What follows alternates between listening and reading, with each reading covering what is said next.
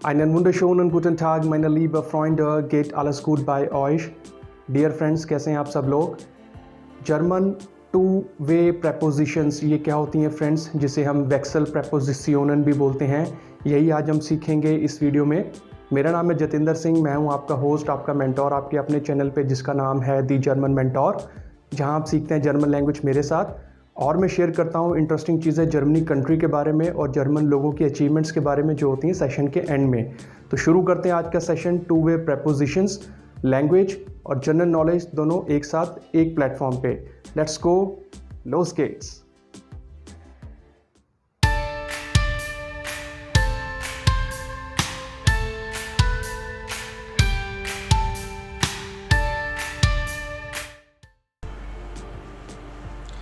Okay so friend, welcome you once again on your own channel the German mentor. मेरा नाम है जतिंदर सिंह। आज का टॉपिक तो आपको पता ही है, जो मैं बता चुका हूँ, टू वे prepositions क्या होती हैं, जिसे हम वेक्सल prepositionen भी बोलते हैं फ्रेंड्स। वीडियो को पूरा देखिए, इसको स्किप मत करिए।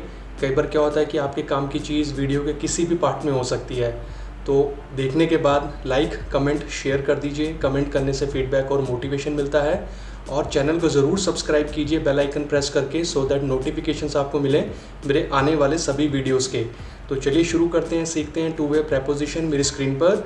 Welcome to the German mentor, learn German with excellence in Hindi, German and Germany, यानी कि लैंग्वेज और जनरल नॉलेज दोनों एक साथ। लोस गेट्स, लेट्स गो। चलिए, today's topic, what are two way prepositions, what's in वेक्सल prepositionen। तो फ्रेंड्स, ये है पॉइंट्स टू रिमेंबर।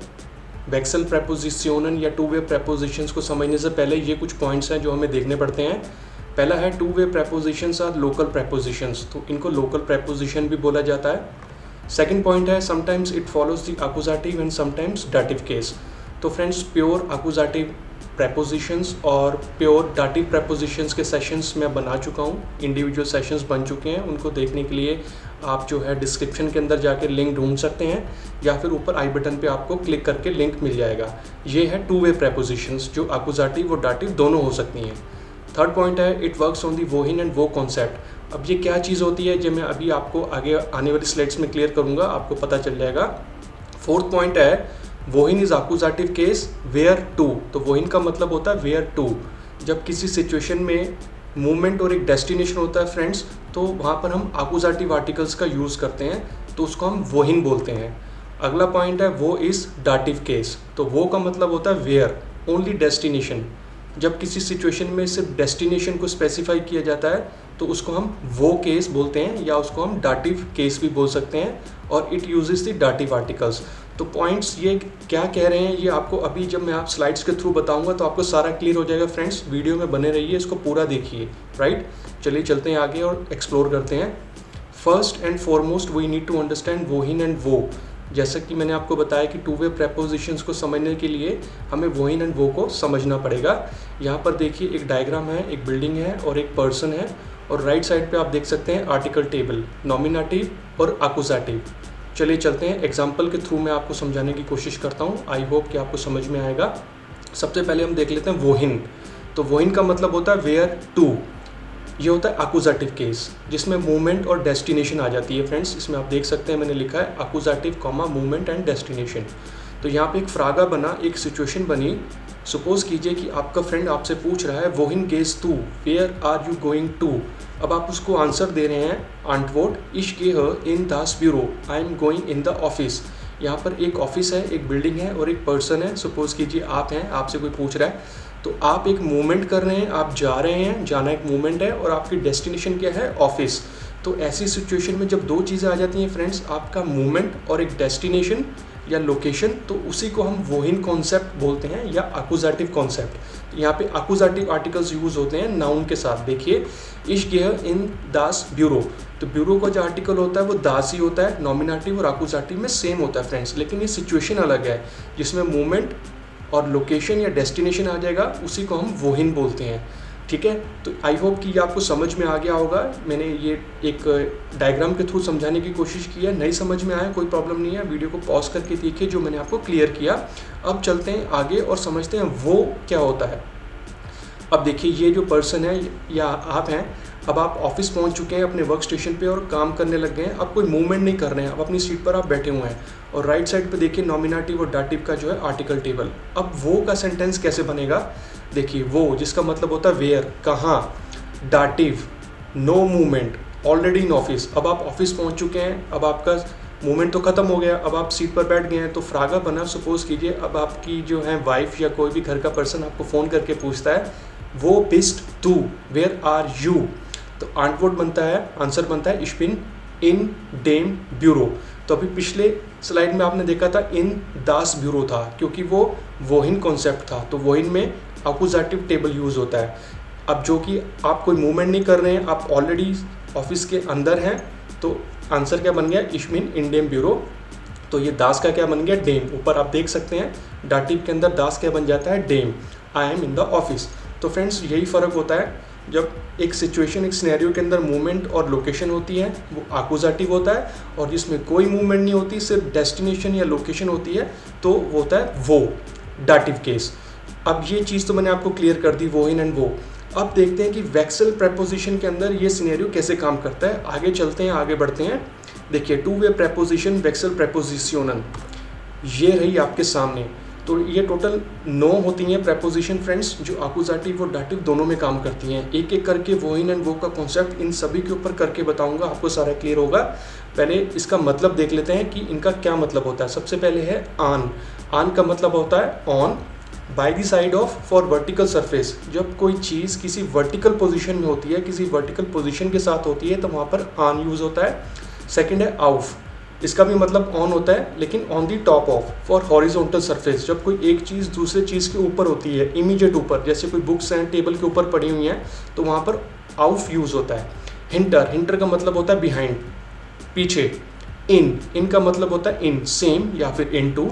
फिर है नेबन, नेबन का मतलब होता है नियर, नेक्स्ट टू या बिसाइड। कोई भी एक चीज़ दूसरी चीज़ के बिल्कुल साथ साथ है, तो उसमें हम नेबन यूज़ करते हैं। यूबर, यूबर का मतलब होता है अबव या अबाउट, किसी चीज़ के थोड़ा सा ऊपर।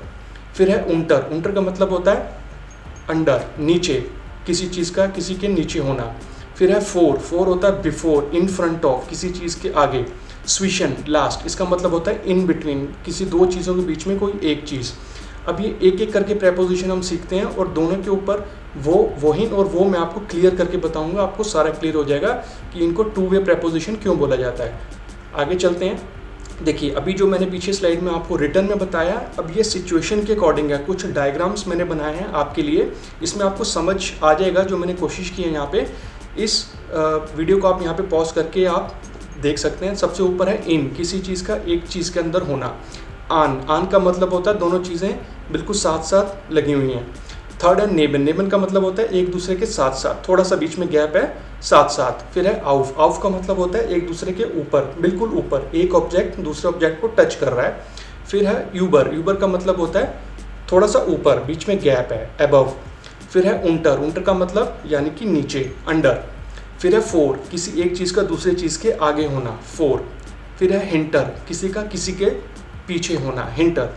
फिर है स्विशन, स्विशन का मतलब दो चीज़ों के बीच में एक चीज़, स्विशन। तो अभी जो पीछे मैंने आपको समझाया ये डायग्राम के थ्रू है, आई होप कि बहुत अच्छे से आपको समझ में आ गया होगा।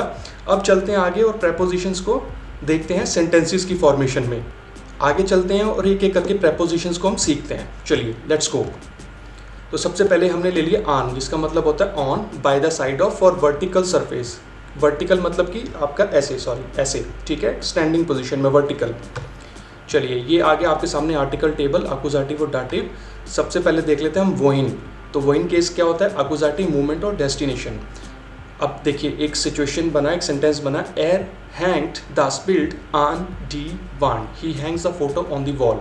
तो वो एक फोटो है, वो दीवार के ऊपर टांग रहा है, यानी कि वो एक एक्टिविटी कर रहा है और उसकी लोकेशन क्या है, वॉल, वॉल के ऊपर वो फोटो को टांग रहा है। तो मूवमेंट भी हो गई और लोकेशन भी हो गई। तो यहाँ पे क्या हो गया, वोहिन केस लग गया, अकुजाटिव। अब देखिए वांड का जो आर्टिकल होता है वॉल, वो होता है डी, जो फेमिनिन होता है। राइट साइड पे देखिए अकुजाटिव फेमिनिन, जो मैंने रेड कलर में लिखा हुआ है। तो ये सिनेरियो यहाँ पे एप्लीकेबल हो जाएगा अकुजाटिव केस में। अब चलते हैं आगे और देखते हैं कि वो क्या कहता है, जिसमें होता है सिर्फ डेस्टिनेशन। अब क्वेश्चन बना वो इज दास बिल्ड, पिक्चर कहाँ है, फोटो कहाँ है, वेयर इज़ द फोटो। तो इसका आंसर बना दास बिल्ड हैंग्ड ऑन देयर वांट। अब एक फ़ोटो है, सेम फ़ोटो है, अब ऑलरेडी जो है दीवार के ऊपर लगी हुई है, कोई मूवमेंट नहीं है, दस photo Hanks on the wall. अब जब कोई मूवमेंट नहीं है, ऑलरेडी वो उस चीज़ पे है, तो अब देखिए अब सिचुएशन क्या बन गई, डाटिव। तो सेम जो वॉल का आर्टिकल था ऊपर डी, वो अब क्या बन जाएगा, डेयर। प्रेपोजिशन सेम है, ऊपर भी आन नीचे भी आन, लेकिन सिनेरियो अलग होने की वजह से उनका आर्टिकल चेंज हो गया, ऊपर हो गया वोहिन, नीचे हो गया वो। तो फ्रेंड्स यही कॉन्सेप्ट होता है वोहिन और वो का सभी प्रेपोजिशंस के अंदर। तो ये होगी पहली प्रेपोजिशन आन। आई होप कि आपको बड़े अच्छे से समझ में आ गया होगा। अब चलते हैं आगे, दूसरी प्रेपोजिशन देखते हैं, of. On the top of, for horizontal surface, ऐसे एक चीज़ का दूसरे चीज़ के ऊपर होना। सेम आर्टिकल टेबल आपका आ गया, आकुजाटिव और डाटिव। पहले देख लेते हैं वोहिन केस, आकुजाटिव मूवमेंट प्लस डेस्टिनेशन। एक सिचुएशन बनी, एर लेट दास बुक ऑफ डेन टिश, he puts the book on the table. वो किताबें हैं, एक बुक है, वो टेबल के ऊपर रख रहा है। रखना एक मूवमेंट होगी और लोकेशन क्या होगी, टेबल। तो यहाँ पे जब ऐसी चीज़ होगी तो टेबल का आर्टिकल यहाँ पे जो होता है मैस्कुलिन होता है, डेयर, लेकिन अब जो कि आकुजाटिव केस है वोहिन, तो यहाँ पे डेयर का क्या बन जाएगा, डेन। अब चलते हैं आगे और देखते हैं वो केस, ओनली डेस्टिनेशन। अब पूछा जा रहा है वो इज दास बुक, वेयर इज द बुक, तो सिचुएशन चेंज होगी, इसमें कोई मूवमेंट नहीं है। दास बुक लीक्ड आउट डेन टिश, the book lies on the table, वो ऑलरेडी उसके ऊपर है। तो यहाँ पे देखिए आउफ ऊपर भी है नीचे भी है, लेकिन आर्टिकल चेंज हो गया, डेन का क्या बन गया, डेम। आप देख सकते हैं डाटिव आर्टिकल में डेन का बन गया डेम। तो ये होगी आपकी सेकेंड प्रेपोजिशन आउफ। आई होप ये भी आपको समझ में आ गया होगा। अब चलते हैं आगे, देख लेते हैं हिंटर, यानी कि बिहाइंड, किसी के नीचे। सेम आर्टिकल टेबल, आकुजाटिव और डाटिव। पहला देख लेते हैं वोहिन केस, वेयर टू, आकुजाटिव मूवमेंट एंड डेस्टिनेशन। सेंटेंस बना, डेर मान लॉइफ्ट हिंटर डेन बूस, the man is running behind the bus. अब वो भाग रहा है, बस के पीछे से भाग रहा है, तो मूवमेंट भी है और एक लोकेशन भी है। तो यहाँ पे जो आर्टिकल डेन बुस है, ये डेयर बुस होता है एक्चुअल में। अब आकुजाटिव है तो डेयर बुस का क्या बन गया, डेन बुस, क्योंकि वो भाग रहा है और लोकेशन क्या है, बस। तो हिंटर आपकी थर्ड प्रेपोजिशन होगी और डेन बुस के साथ। अब चलिए चलते हैं आगे, अब वो केस देखते हैं, ओनली डेस्टिनेशन। अब पूछा जा रहा है वो इज डेर मान, वेयर इज द मैन, डेर मान स्टेट हिंटर डेन बुस, the man stands behind the bus. अब वो कोई मूवमेंट नहीं कर रहा, वो ऑलरेडी बस के पीछे खड़ा हुआ है, ठीक है। तो देखिए ऊपर डेन बुस था, यहाँ पे हो गया डेम बुस, प्रेपोजिशन सेम है, सिनेरियो चेंज हो गया। तो ये हो गया आपका केस हिंटर के केस में, वोहिन और वो, आपका मूवमेंट भी और विदाउट मूवमेंट। आई होप ये भी समझ में आ गया होगा। अब चलते हैं आगे और अगली प्रेपोजिशन देखते हैं, इन। इसका मतलब इन होता है या फिर इन टू। सेम आर्टिकल टेबल ले लेते हैं फ्रेंड्स। पहला जो सिनेरियो देख लेते हैं, वो इन केस, वेयर टू, आकुजाटिव मूवमेंट और डेस्टिनेशन के साथ। अब पूछा जा रहा है सेम क्वेश्चन, वो इन केस टू, जो पहले हमने देखा था, where are you going to, इश्क इन दास ब्यूरो, I am going in the office. अब जब आप ऑफिस की तरफ जा रहे हैं, मूवमेंट कर रहे हैं, तो ब्यूरो का आर्टिकल दास होता है। तो देखिए आकुजाटिव में दास का दास ही रहा। ये हो गया मूवमेंट के केस में और लोकेशन के केस में। अब देखिए अब ऑलरेडी आप जो है ऑफिस में पहुंच चुके हैं, वो केस ओनली डेस्टिनेशन, वो बेस टू, वेयर आर यू, इश बिन इन डेम ब्यूरो, मैं ऑफिस के अंदर हूँ already, I am in the office. तो देखिए ऊपर जो दास ब्यूरो था वो अब क्या बन गया, डेम ब्यूरो, डाटिव केस हो गया, वो केस। अब चलते हैं आगे, अगली प्रेपोजिशन देखते हैं, नेबन, जिसका मतलब होता है नियर, नेक्स्ट टू या बिसाइड। Article table same. पहला जो है सिनेरियो देख लेते हैं, वो इन केस, मूवमेंट और डेस्टिनेशन के साथ। इश पार्क माइन आउटो नेबन दास गेपॉइड, I am parking my car next to the building. तो पार्किंग करना यानी कि आप मूवमेंट में हैं और लोकेशन क्या है, आपकी बिल्डिंग। तो देखिए प्रेपोजिशन नेबन आ गई और जो गेपॉइड होता है इसका आर्टिकल दास होता है, बिल्डिंग। तो दास हो गया आपका अकुजाटिव में, क्योंकि इसमें मूवमेंट और डेस्टिनेशन है। अब सेम चीज़ को हम सिनेरियो चेंज करके देखते हैं, वो केस ओनली डेस्टिनेशन। अब पूछा जा रहा है क्वेश्चन आपसे, वो ईस्ट दाइन आउटो। अब आपसे पूछा जा रहा है वेयर इज़ योर कार, माइन आउटो स्टेट नेबन डेम गेपॉइडर, my car stands next to the building. तो अब ऑलरेडी आपने पार्क कर दिया है, तो वो खड़ी है गाड़ी वहाँ पे। तो देखिए प्रेपोजिशन ऊपर भी सेम है नीचे भी सेम है, लेकिन आर्टिकल चेंज हो गया क्योंकि आपका यहाँ पे डाटिव बन गया, ऊपर आकुजाटिव नीचे डाटिव। आई होप फ्रेंड्स सारी सिचुएशन आपको समझ में आ रही होगी, सारी इलस्ट्रेशन, सारे डायग्राम्स, सारी फोटोज़ आपकी स्क्रीन पर होती हैं, आपको कहीं देखने की ज़रूरत नहीं होती। मेरी पूरी कोशिश ये रहती है कि आपको ऐसे समझाऊँ। चलिए अगली प्रेपोजिशन देख लेते हैं, यूबर, जिसका मतलब होता है अबव या अबाउट। सेम आर्टिकल टेबल आ गया। पहला केस वो इन केस, तो सिचुएशन बनी, एर हैंग्ड डेर रेगनशिम यूबर डेन टिश, he hangs the umbrella above the table. अब वो हैंग कर रहा है तो मूवमेंट है, और कहाँ कर रहा है, वो एक टेबल के ऊपर उसको जो है लटका रहा है। ही hangs the umbrella above the table. तो यहाँ पर देखिए यूबर आपका हो गया प्रेपोजिशन, और जो टिश होता है ये मैस्कुलिन होता है, डेर टिश होता है। अब जो कि एक्यूजेटिव केस है तो डेर का क्या बन जाएगा, डेन। अब सेम सिचुएशन को हम दूसरे तरीके से देखते हैं, वो केस ओनली डेस्टिनेशन, वो हैंग्ड डेर रेगनशिम वेयर हैंग्स द अम्ब्रेला। अब पूछ रहे हैं कि अम्ब्रेला कहाँ पर है, वो ऑलरेडी टंग चुका है वहाँ पे। डेर रेगनशिम हैंग्ड यूबर डेम टिश, the umbrella hangs above the table. तो फ्रेंड्स ये चीज़ होगी आपकी यूबर के केस में, जो आपकी ये वाली प्रेपोजिशन होगी। तो ये आपका सारा रेफरेंस मटेरियल आपके सामने है। अब चलते हैं आगे, अगली प्रेपोजिशन देखते हैं, उंटर अंडर, नीचे। सेम आपका आर्टिकल टेबल हो गया, पहला केस वो in case, das Auto geht unter die Brücke, the car is going under the bridge। एक गाड़ी है वो जा रही है एक ब्रिज के अंदर से जा रही है, ओके। तो इसमें जाना हो गया मूवमेंट, और आपका लोकेशन क्या है, वो एक ब्रिज के नीचे से जा रही है। तो देखिए उंटर हो गया आपकी प्रेपोजिशन, और जो द ब्रिज है वो उसका आर्टिकल यहाँ पे आ गया एक्यूजेटिव केस में। अब सेम चीज़ देखते हैं डेस्टिनेशन के केस में, वो केस वो इज़ das Auto। अब पूछा जा रहा है where is the car, das Auto ist unter der Brücke, the car is under the bridge. वो गाड़ी वहाँ पर ऑलरेडी खड़ी है उसके नीचे, ब्रिज के नीचे। अब देखिए ऊपर डी ब्रू का था जो कि फेमिनिन था, अब नीचे डाटिंग में देखिए डी का बन जाता है डेर, क्योंकि ये इसमें डेस्टिनेशन है, कोई मूवमेंट नहीं है। तो फ्रेंड्स ये होगी आपकी प्रेपोजिशन उंटर। आई होप ये भी आपको बड़े अच्छे से समझ में आ गया होगा। अब चलते हैं आगे, four, before, in front of, ये क्या कहता है, सेम आपका आर्टिकल टेबल। पहला जो है वो इन केस, डी किंडर स्पीलन फॉर डी शूलर, the children are playing in front of the school, एक स्कूल के वो आगे खेल रहे हैं। तो खेलना मूवमेंट, और लोकेशन क्या है, स्कूल के आगे। तो यहाँ पे फोर आ गई प्रेपोजिशन, और जो स्कूल है जिसे हम बोलते हैं शूलर, वो फेमिनिन होता है, तो यहाँ पे लग गया डी एक्यूजेटिव केस में। अब देखिए सेकंड सिचुएशन, वो केस ओनली डेस्टिनेशन। अब पूछा जा रहा है वो जिंड दी किंडर where are the children, children कहाँ हैं, बच्चे कहाँ हैं। द किंडर स्टेन फॉर देयर शूलर, अब वो खड़े हैं, कोई मूवमेंट नहीं कर रहे हैं। The children standing in front of the school, कोई मूवमेंट नहीं कर रहे हैं, वो ऑलरेडी खड़े हैं। तो यहाँ पे क्या हो गया, फोर प्रेपोजिशन हो गई, और आपका जो स्कूल था, जो आर्टिकल डी था, वो यहाँ पे बन गया डेर, डाटिव केस में। तो ये आपकी होगी फोर प्रेपोजिशन। अब देखते हैं क्या बच गया, स्विशन आपकी लास्ट, इन बिटवीन, दो चीज़ों के बीच में होना। सेम आपका आर्टिकल टेबल आ गया आपकी स्क्रीन पर। और पहली सिचुएशन, पहला सिनेरियो, वो इन केस, एर लीक्ड डेर कूली स्विशन डी बिल्डर, he puts the pen between the photos. एक पेन है जो दो फोटोज़ के बीच में उसको वो रख रहा है। तो रखना हो गया मूवमेंट, कहाँ रख रहा है, दो फोटोज़ के बीच में कोई जगह है।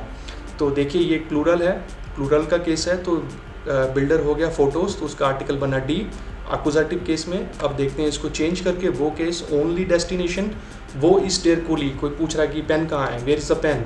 अब आंसर आ रहा है डेर कूली लेक्ड स्विशन डेन बिल्डन, the pen lies between the photos.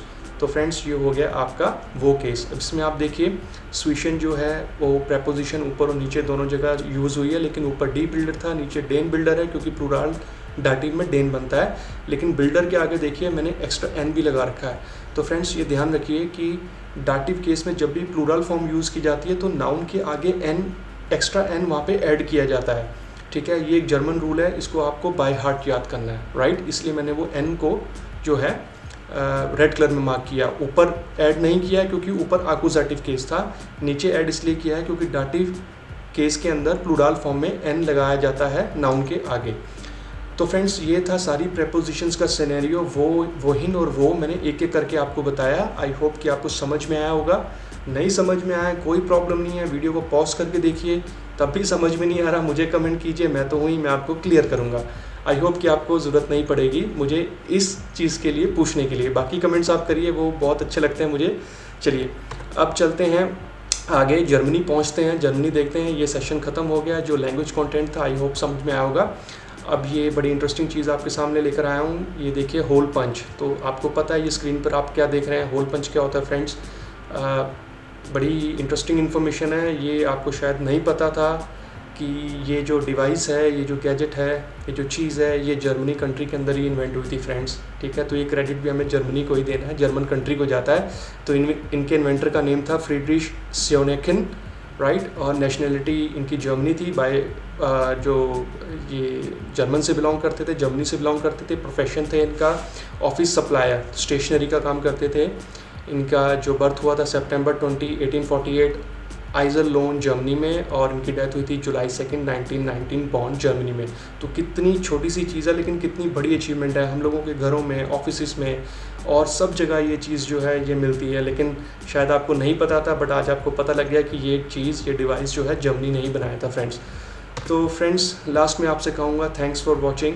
आपने सेशन को देखा, ये था लैंग्वेज और जनरल नॉलेज पार्ट दोनों एक साथ एक वीडियो में। आगे भी आने वाले सेशंस में ये सारे कॉन्सेप्ट मैं लेकर आता रहूँगा। प्लीज़ वीडियो को देखिए और बार बार देखिए और कमेंट कीजिए और चैनल को ज़रूर सब्सक्राइब कीजिए फ्रेंड्स। अभी जैसा आप जानते हैं कोरोना चल रहा है, घर पे रहिए, सेफ रहिए, सुरक्षित रहिए, जर्मन पढ़ते रहिए आपके अपने चैनल दी जर्मन मेंटोर पे, जहाँ पर मिलता हूँ मैं जतिंदर सिंह, आपका होस्ट, सिखाता हूँ आपको जर्मन आसान वे में। तो मिलेंगे जल्दी। जर्मन में आपसे कहूँगा बिस बाल्ड, चूस, चाओ, ऑफ विडरजेन, bye bye, have a good time, safe time, thank you so much.